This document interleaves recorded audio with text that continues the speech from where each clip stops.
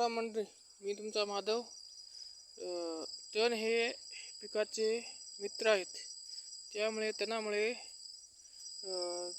पीक भरपूर वाढते, त्याची स्पर्धा होते. म्हणून तण हे मित्र आहेत. तणापासून आपल्याला ह्युमस निर्मिती होते आणि आपलं रान भुसभुस होते आणि पाणी कमी लागते उन्हाळ्यामध्ये. त्यामुळे हीट बी कमी लागते उन्हाला, पिकांना ऊन कमी लागते आणि पिकाची स्पर्धा झाल्यामुळे बघा एवढं तण असून केळीची झाडं बघा कशी आहेत, मोठे मोठे शेवगा आहे, बघू शकता तुम्ही.